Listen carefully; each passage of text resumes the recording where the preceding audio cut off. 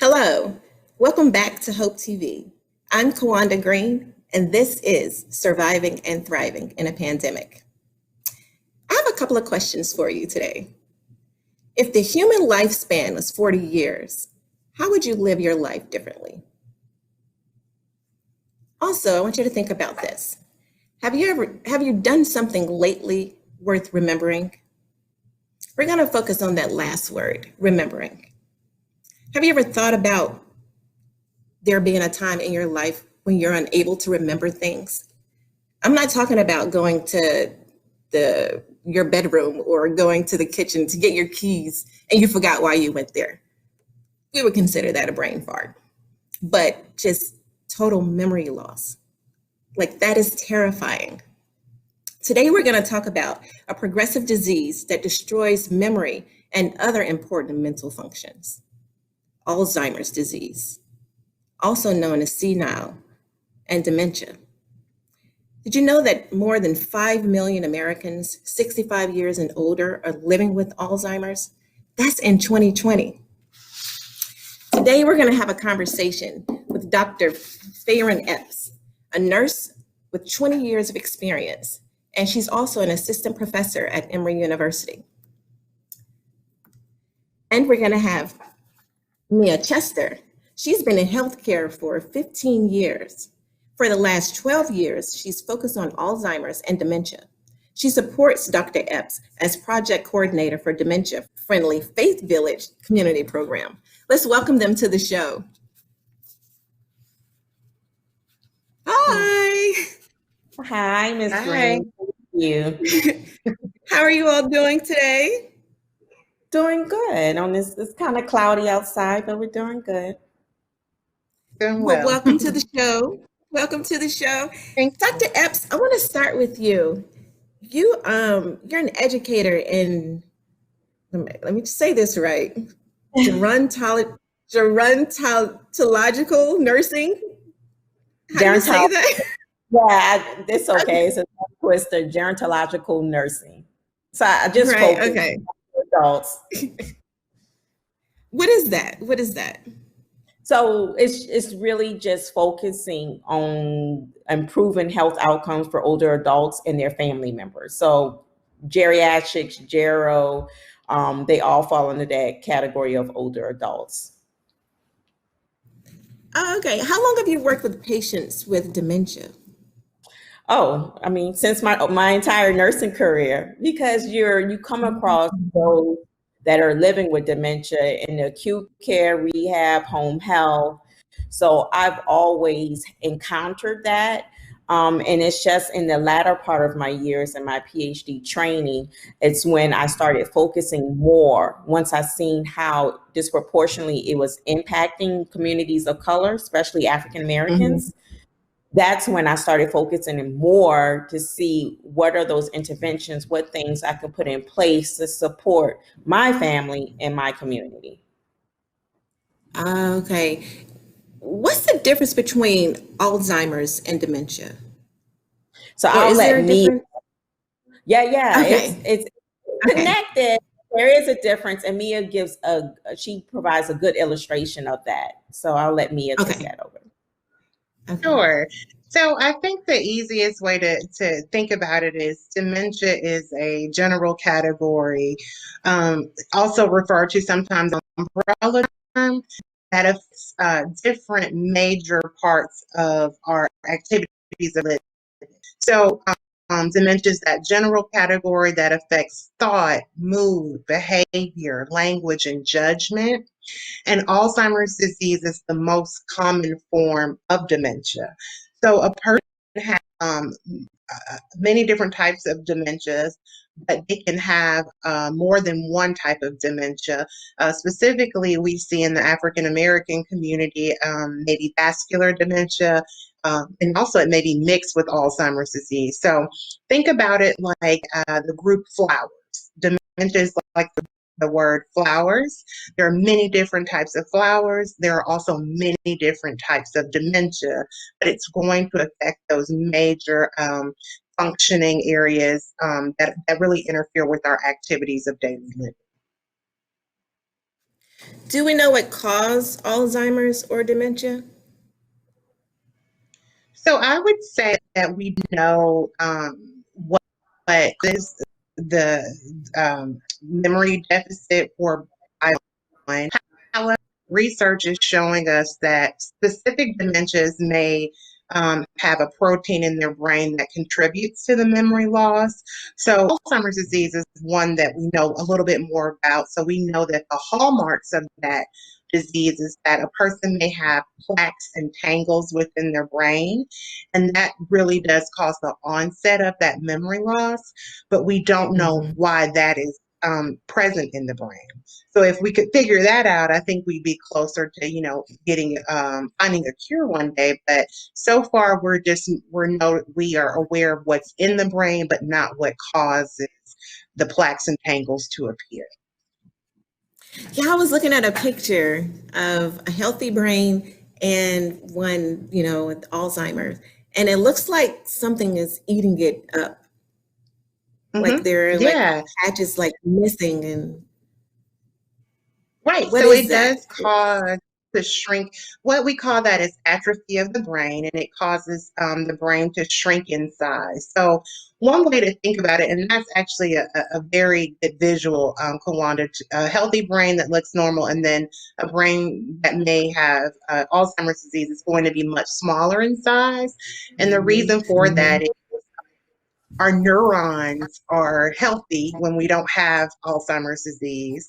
But when Alzheimer's disease is present in the brain, it's causing those once healthy neurons to break off and die, which causes severe shrinkage of the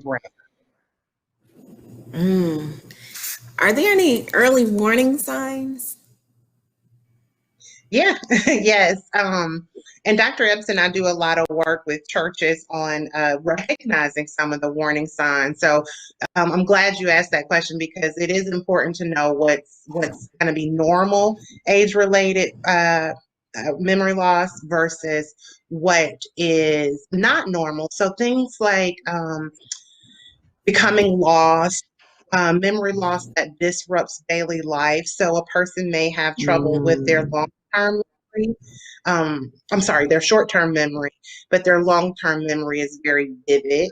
Trouble doing things that has always been familiar to them. Maybe having trouble getting dressed for church or remembering what day it is. Those are things that we look for. And then I'd also say changes in mood or personality are also things that we look for. So there are resources out there that have a complete listing of those warning signs. But I always say, as a person gets older, look to what is different from what they normally do or how they normally behave, and make note of those changes because it could be attributed to increasing memory loss. Yeah. And How do you test for it? Oh, I'm sorry. No, I would just like to add on, I think, especially during this time while we're in the COVID-19 pandemic, being aware of those warning signs and symptoms is really key for family because now we're home more. We might be with our parents more, or if we're not, we're calling to check on them. And there are certain things that before we were so busy we did not pick up on. But now, since everybody has kind of slowed down, you may now be recognizing some of these signs and symptoms. And I think it's very key for us all to just be aware what that was. Because pre-pandemic, a lot of people in the workplace notice signs and symptoms with their coworkers, right? Because we spend more time at work than we did at home, a lot of people. So now it's very important for those at home to start recognizing that and not to laugh it off, for us to really pay attention, take it serious, and try to follow up with a physician, healthcare provider, because early detection is really key. There is no cure for this. They're working on it, and they always say in a couple of years, but for any of the dementias, there's over 70 types. There is no cure. right? So all we can do is early detection and manage these signs and symptoms that we will see. And so that's our whole goal, is making sure we promote dementia awareness, Kawanda. Okay, that's what I was going to ask. Okay, so, well, first, when you were talking about, we're noticing, because we're home more now, we're able to really see what's going on. But you think about the people who are not living with their parents or don't see their parents, very often, and they may not be calling them as much as they should, and they're missing the signs, and it could be, early detection. So what are the testing? How do they test for it? So for the early detection, it really starts off with a memory screening. So anyone 65 and older, correct, can get part of the wellness as a memory screening for their wellness visit that they can get. Some physicians, providers they're still not offering it. And so we need to ask for it. And so that's one of the first things. That's an indicator right there. And if that is abnormal, then there's a further testing, which we call a battery of tests that can be done, where it's more just filling out things, them testing memory, dates, and it's Mia, if you remember what Mia said, it's not just remembering what happened yesterday, it's also your executive function. And so being able to process things. So a lot of people just think they get out for, they forgot what happened yesterday. It's more than that.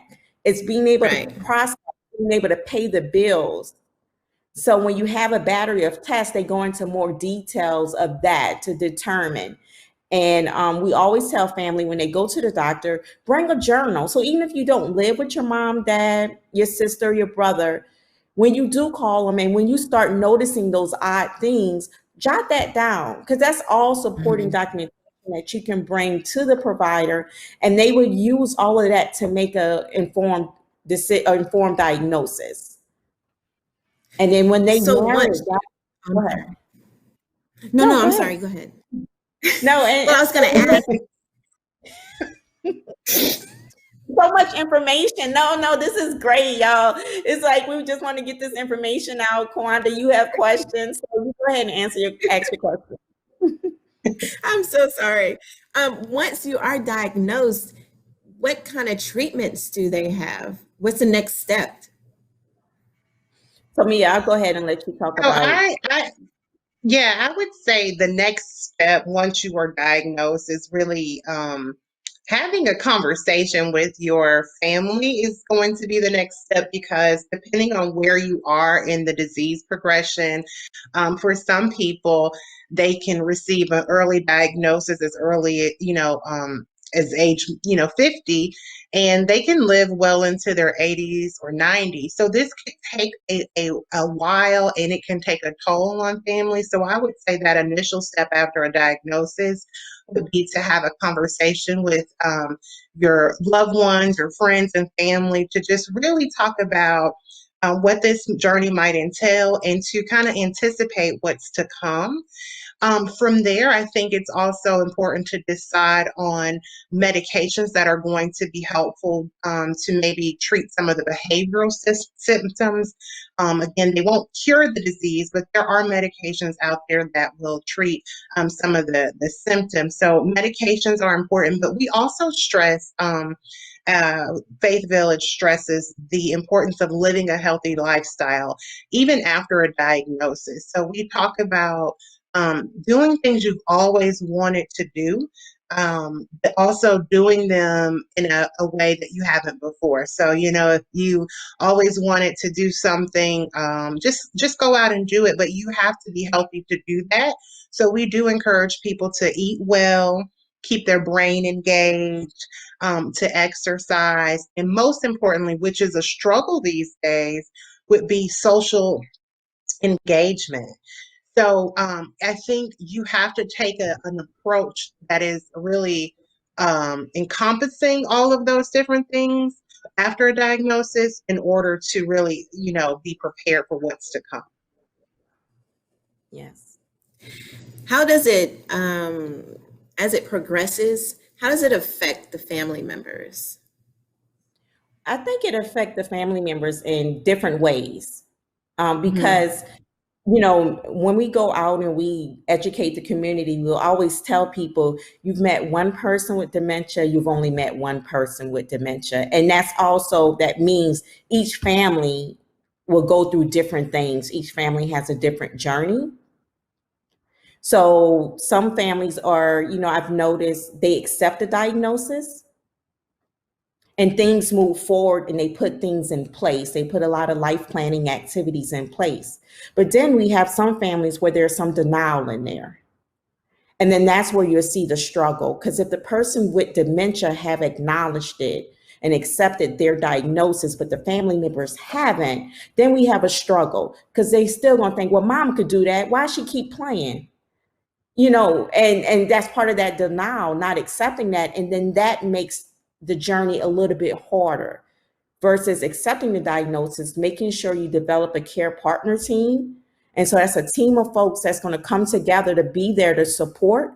And I want to say the church is part of the care partner team, to provide those resources and support for this family so they can continue to live a meaningful and engaged life. I bet it's very difficult for the family. I was talking to a friend of mine, and he was telling me that long time ago, his grandfather had it, and his grandfather would just start beating on his chest. And then he would get very agitated and become aggressive. And he's like, well, he'd ask him, why are you beating on your chest? And he'd get very aggravated and just aggressive. Why do they do that? What causes the aggression? Well, I think the aggression can be brought on by different things, but to me, one of the things that stands out in that situation is it may be a lack of him being able to communicate what he's feeling or thinking. And so it comes out in an aggressive behavior where he's beating his chest.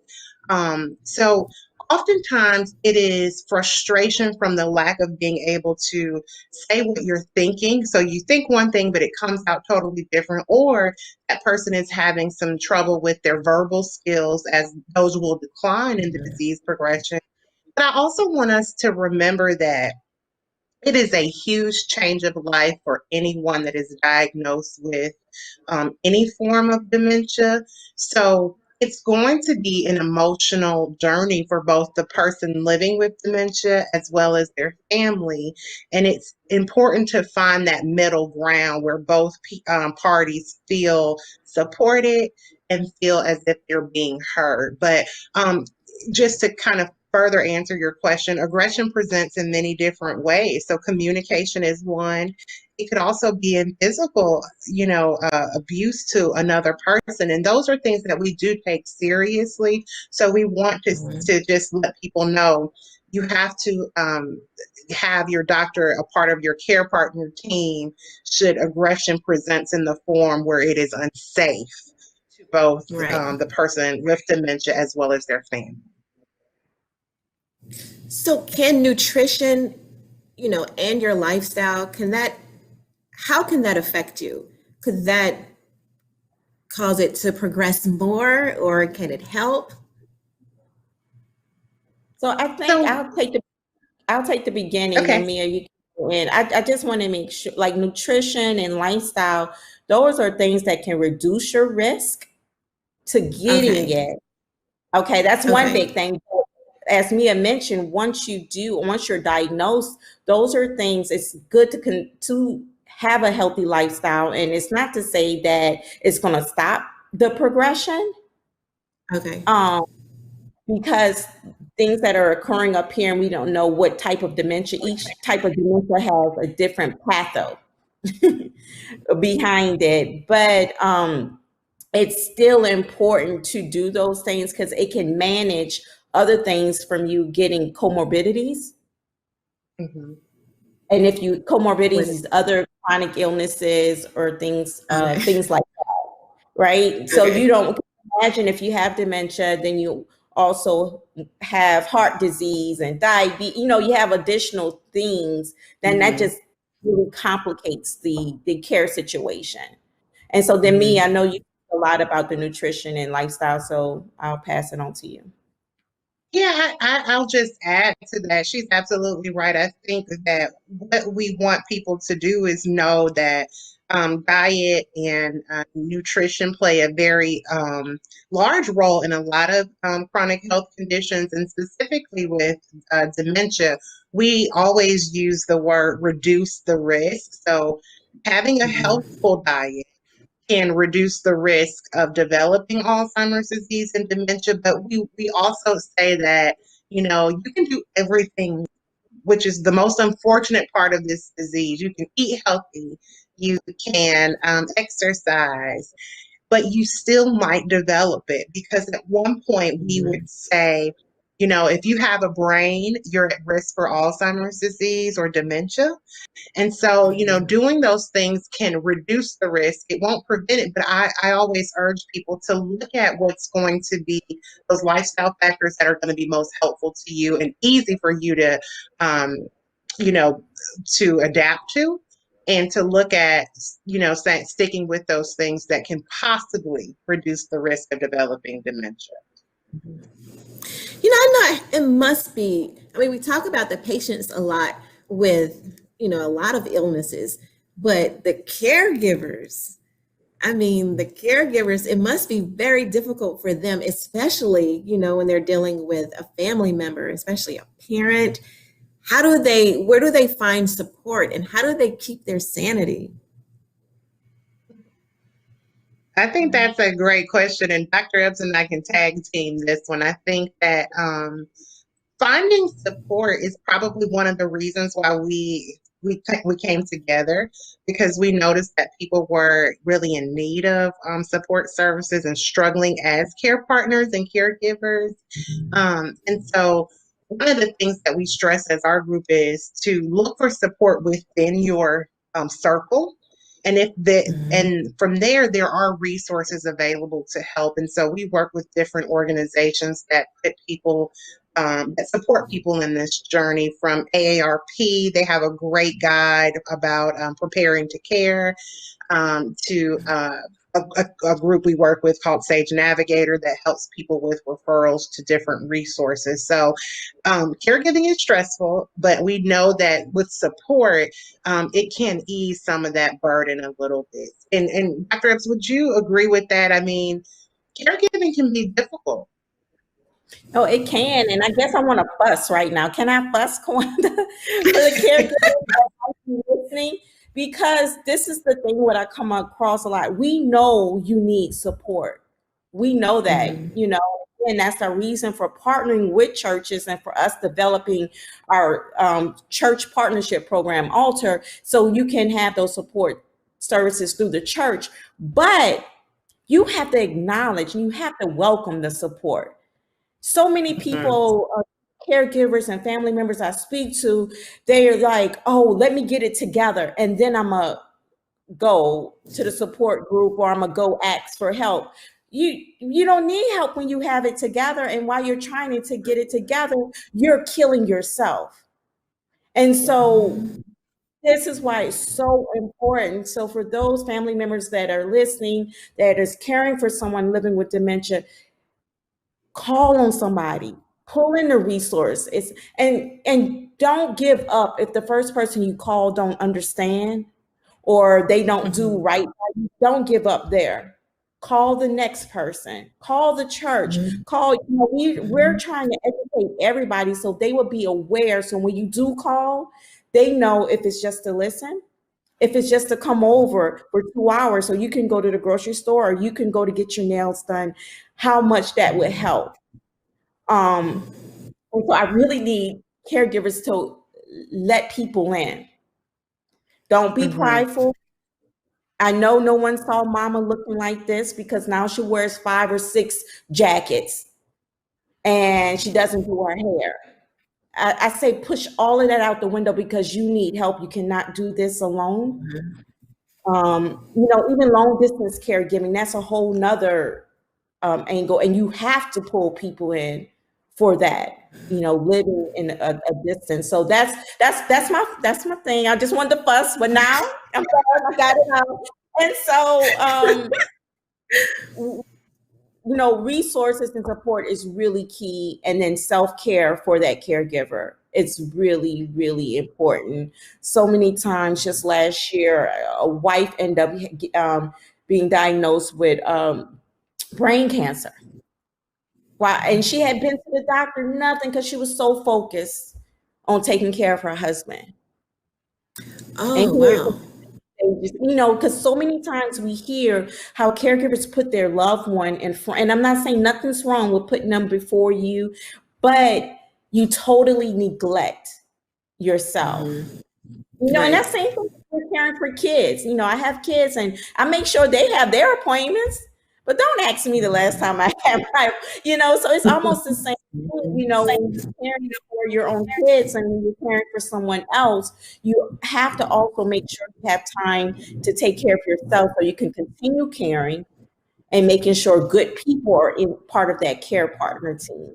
And again, welcome the support. Go ahead, Kwame. What is the Alter program? So the Alter program is part of you. So you'll hear us talking about Faith Village and Alter. So Faith Village is just a group of ladies. We got together and we wanted to educate churches and the African American community on dementia.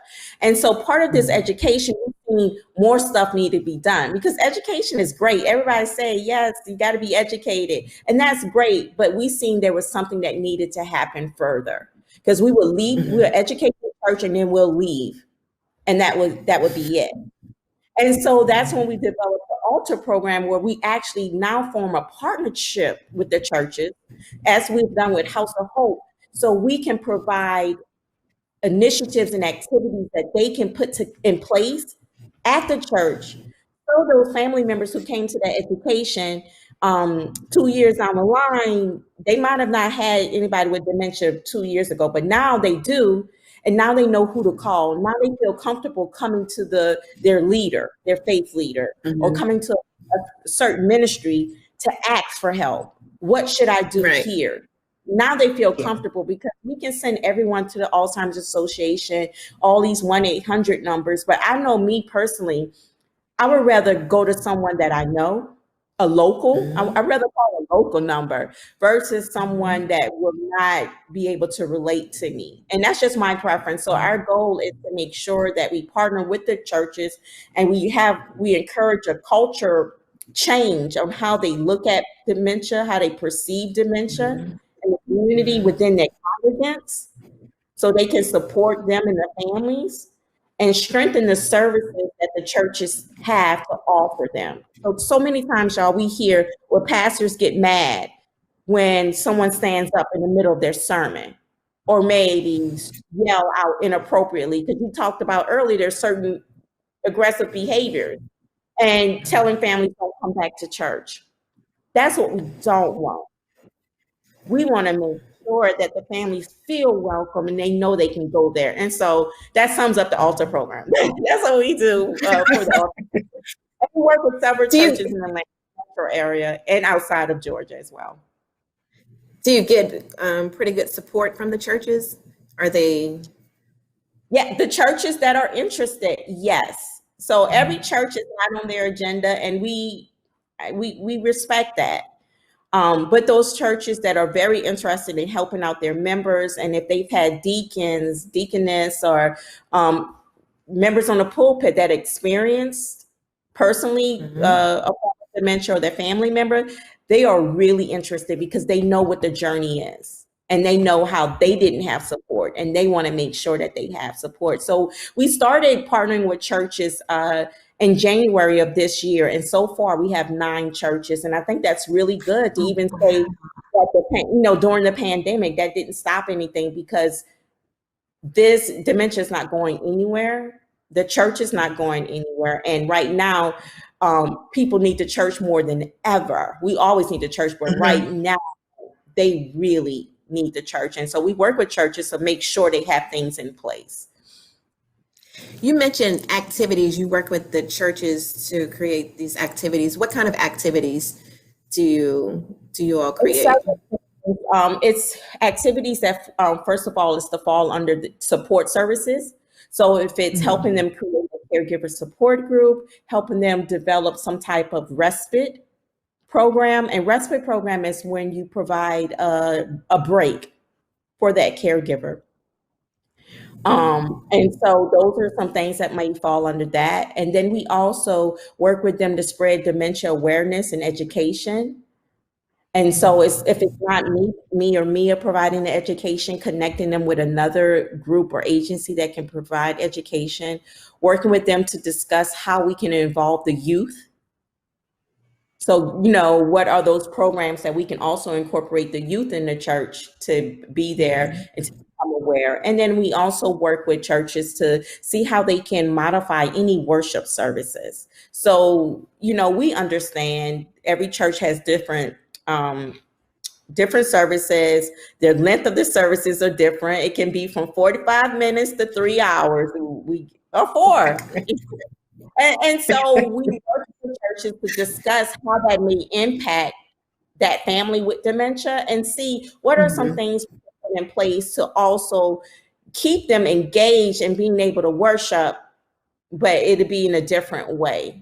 And then we also, so those are some of the activities, initiatives, and then we also support the churches to look at their infrastructure. So whenever we do fully get back into church and these families feel comfortable coming, what are those things with lighting where we have rugs that maybe appear as black holes in the floor? So we work with churches through that as well, because those are things that you don't think about. Lighting, we have the purple light and all of that can trigger for a certain dementia, that can trigger some of that behavior that you mentioned earlier.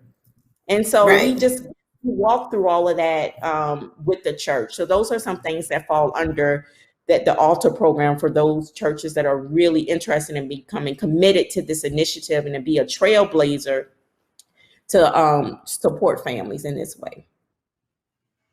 Is there any music that you find that they like or that may trigger something? Yeah, music, period. Okay. There's a music and memory. There's so many programs out there, so much literature, research about music.